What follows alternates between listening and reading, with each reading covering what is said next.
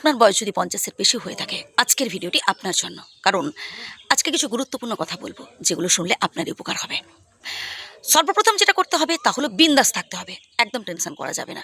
হ্যাঁ, একটা সময় হয়তো আপনি আপনার পরিবারের জন্য অনেক কিছু করেছেন, অনেক স্যাক্রিফাইস করেছেন, কিন্তু আজ আপনি তাদের থেকে যতটুকুন পাচ্ছেন খুবই সামান্য। বাট এতেই আপনাকে খুশি থাকতে হবে। এর জন্য বিধাতার কাছে কৃতজ্ঞ থাকুন। আপনার মধ্যে সামর্থ্য যে রয়েছে, আপনার মধ্যে যে এই বিধাতা এত কিছু দিয়েছেন, এটাই আপনার কাছে অনেক হয়ে উঠুক। এই সামর্থ্য সবার মধ্যে থাকে না, বরং এটা প্রার্থনা করুন বিধাতার কাছে যে বাকিটা জীবনে যেন আপনি অপরের জন্য ভালো ভালো কাজ করে যেতে পারেন। এরপরের পয়েন্টটা আরও গুরুত্বপূর্ণ, সেটা হচ্ছে মাঝে মধ্যে সময় সুযোগ পেলে একটু বাইরে থেকে ঘুরে আসুন। আপনার বয়স বন্ধু বান্ধবদের সাথে একটু বেশি মেশবার চেষ্টা করুন। আপনি যখন অপরের সমস্যাগুলো সমাধান করতে পারবেন, অপরের দুঃখ কষ্টগুলো ফিল করতে পারবেন, তখন দেখবেন আপনার যে দুঃখ কষ্টের কথাগুলো আপনি ভুলতে পেরেছেন। কারণ এই পৃথিবীতে প্রত্যেকের মধ্যে না কম বেশি দুঃখ কষ্ট সমস্যা জড়িয়ে রয়েছে। আসলে মানুষ ভুল ভাবে, মানুষ ভাবে তার জীবনেই শুধু দুঃখ আর কষ্ট, আর বাকি চারপাশে যারা রয়েছে তারা মনে হয় দিব্যি সুখে আছে, তারা মনে হয় আনন্দে আছে। আসলে তা নয়, প্রত্যেকের জীবনেই কম বেশি সমস্যা আছে, প্রত্যেকের জীবনেই কম বেশি দুঃখ আছে। তাই যত বেশি মানুষের সাথে মিশবেন, যত বেশি মানুষের সাথে কথা বলবেন, ফিল করতে পারবেন অপরের দুঃখ কষ্টগুলো, ততই হালকা হতে পারবেন মন থেকে। এরপরের পয়েন্টটা আরও গুরুত্বপূর্ণ, তা হলো আমরা না একটু বেশি ভরসা করে ফেলি, আর ভরসা করে আমরা অন্তরের সব কথাগুলো বলে ফেলি, মনের সব কথাগুলো বলে ফেলি।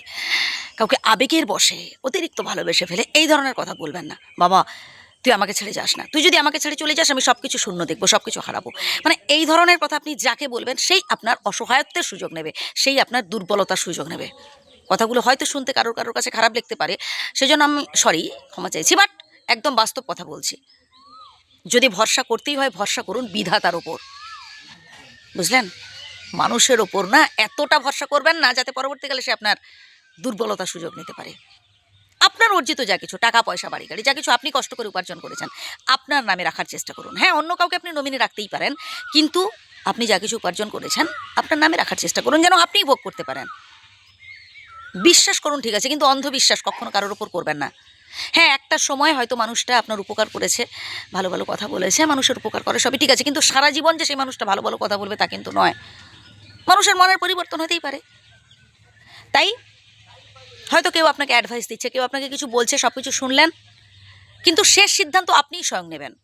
নিজের বিচার বুদ্ধি দিয়ে বিবেচনা করে দেখুন যে আসলে যে কথাগুলো শুনলেন কতটা গ্রহণযোগ্য হতে পারে। অন্ধবিশ্বাস কখনো করবেন না, অন্ধবিশ্বাস ভালো নয়, তাহলে পরবর্তীকালে চোখের জল ফেলতে হবে। যে কথাগুলো বললাম আবারও প্রথম থেকে শুনুন, আশা করি উপকৃত হবেন। আর যদি ভুল বলে থাকি ক্ষমা করবেন। ধন্যবাদ।